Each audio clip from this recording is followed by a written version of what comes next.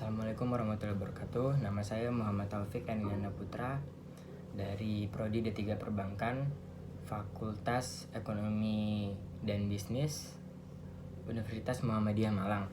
Saya akan mempresentasikan hasil jawaban UTS saya dengan matkul Hukum Perbankan.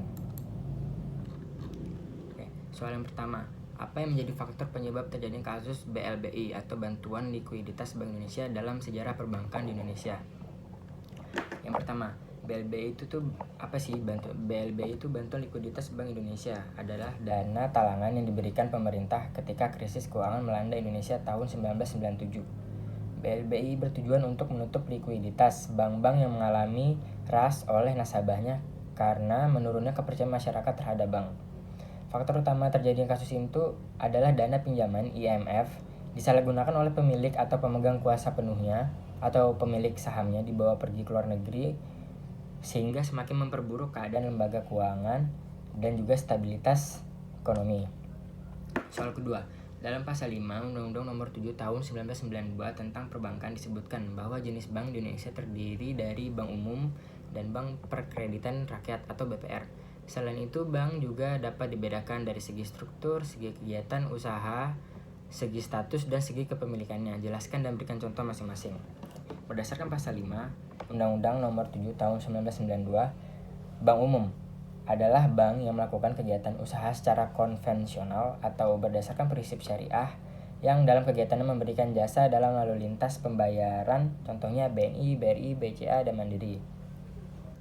Yang kedua, BPR adalah bank yang melaksanakan kegiatan usaha secara konvensional dan atau berdasarkan prinsip syariah yang dalam kegiatannya tidak memberikan jasa dalam lalu lintas pembayaran, contohnya Bank Syariah, Bank Supra, dan Bank Tapedana. Berdasarkan segi struktur, Bank Sentral, ada di sini ada Bank Sentral, adalah Bank Indonesia yang dalam pelaksanaan tugasnya untuk menetapkan dan melaksanakan kebijakan moneter, mengatur dan menjaga kelancaran sistem pembayaran, serta mengatur dan mengawasi bank, contohnya Bank Indonesia. Yang kedua di sini ada bank komersial, adalah bank yang bertugas melayani masyarakat secara langsung untuk menghimpun dana dan menyalurkan kepada masyarakat, contohnya BRI, BNI, dan lain-lain. Selanjutnya, segi kegiatan usahanya. Di sini ada bank konvensional. Bank konvensional dalam menjalankan kegiatan usahanya berdasarkan perhitungan bunga. Terus yang kedua ada bank syariah. Dalam prakteknya, bank yang berprinsip syariah tidak berdasarkan perhitungan bunga, tapi berdasarkan bagi hasil.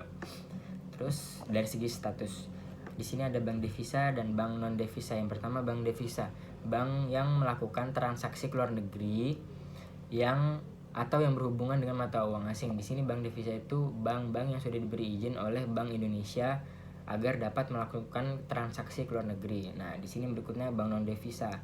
Bank non devisa itu bank yang belum mendapatkan izin dari BI untuk transaksi ke luar negeri. Selanjutnya segi kepemilikan bank pemerintah dan bank swasta. Pertama bank pemerintah, yaitu bank yang modalnya dari pemerintah dan salah satu pemasukannya untuk pemerintah.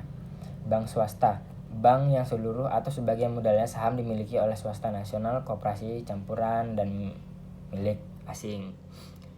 Soal ketiga, Undang-Undang Nomor 23 Tahun 1999 sebagaimana telah diubah menjadi Undang-Undang Nomor 3 Tahun 2004 tentang Bank Indonesia menjelaskan bahwa Bank Indonesia sebagai otoritas moneter memiliki tujuan tunggal, yaitu mencapai dan memelihara kestabilan nilai rupiah.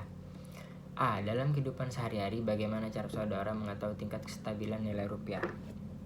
Menurut saya, untuk menjaga nilai kestabilan rupiah dengan cara menstabilkan harga-harga barang dan jasa sehingga kita bisa menstabilkan nilai rupiah di dunia internasional. Yang soal B, sebagai lembaga independen, apa yang dilakukan Bank Indonesia demi mewujudkan tujuan tunggal berdasarkan amanah undang-undang tersebut? Demi pencapaian sistem perbankan yang stabil dan sehat, demi mewujudkan tujuan tersebut, Bank Indonesia sudah memiliki tugasnya sebagaimana dicantumkan dalam pasal 8 Undang-Undang Nomor 23 Tahun 1999, yaitu yang pertama, menetapkan dan melaksanakan kebijakan moneter. Yang kedua, mengatur dan menjaga kelancaran sistem pembayaran. Yang ketiga, mengatur dan mengawasi bank. Soal nomor 4, Hukum perbankan menjelaskan bahwa Bank Umum dan BPR memiliki 3 bentuk hukum, yaitu perseroan terbatas atau PT, koperasi, dan perusahaan daerah. Namun khusus untuk BPR terdapat bentuk hukum yang keempat, yaitu bentuk lain yang ditetapkan dengan peraturan pemerintah. Sebagaimana sebutkan dan jelaskan perbedaan dari 4 bentuk hukum bank tersebut disertai dasar hukum. Yang pertama, hukum perseroan terbatas. Perseroan terbatas adalah badan hukum yang didirikan berdasarkan perjanjian dan melakukan kegiatan usaha dengan modal dasar yang seluruhnya terbagi ke dalam saham dan memenuhi persyaratan ditetapkan dalam undang-undang ini serta peraturan pelaksanaannya berdasarkan pasal 1 ayat 1 Undang-Undang Nomor 40 Tahun 2007. Berikutnya, hukum koperasi. Koperasi merupakan bentuk badan usaha yang memiliki status badan hukum setelah akta pendiriannya disahkan oleh pemerintah sesuai dengan ketentuan yang tercantum dalam ketentuan pasal 9 Undang-Undang Nomor 25 Tahun 1992 tentang perkoperasian. Yang ketiga, hukum perusahaan daerah. Bentuk hukum badan usaha perbankan dapat berupa perusahaan daerah. Perusahaan daerah dapat mendirikan bank, baik berbentuk umum maupun bank perkreditan rakyat. Undang-Undang Nomor 7 Tahun 1992 tentang perbankan, maka dasar pendirian dari bentuk hukum yang sesuai dan tepat bagi bank-bank milik pemerintah daerah yaitu menjadi perusahaan daerah.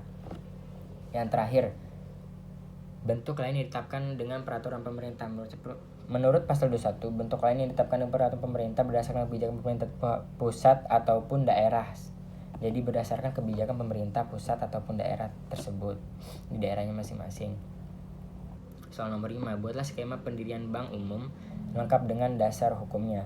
Jadi untuk pendirian bank umum itu kita membutuhkan izin. Yang pertama, izinnya itu dalam 2 tahap. Yang pertama persetujuan prinsip, lalu tahap pemberian izin usaha.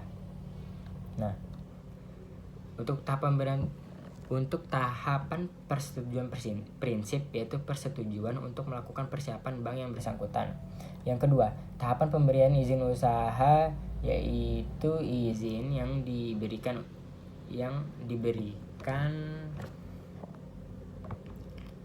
untuk usaha setelah persiapan selesai dilakukan. Ketentuannya itu mensyaratkan bahwa sebelum memperoleh izin usaha, pihak yang telah memperoleh persetujuan prinsip tidak diperkenankan untuk melakukan kegiatan usahanya. Ketentuan ini tuh untuk mendapatkan persetujuan prinsip, pemohonan wajib dicantumkan berupa rancangan anggaran dasar, daftar calon pemegang saham, susunan direksi dan dewan komisaris, rancangan susunan organisasi, rencana kerja, bukti penyetoran sekurang-kurangnya sebesar 30% dari modal store. Untuk mendapatkan izin pemohonan wajib menyampaikan laporan kesiapan pendirian bank dengan menampilkan anggaran dasar yang disahkan, daftar pemegang saham, susunan direksi dan dewan komisaris, susunan organisasi, bukti pelunasan seluruh modal. Yang saya berikan tadi berdasarkan surat keputusan Direksi Bank Indonesia nomor 32/33/KEP/DIR tentang Bank Umum. Berikut presentasi jawaban saya mengenai soal UTS hukum perbankan. Terima kasih. Wassalamualaikum warahmatullahi wabarakatuh.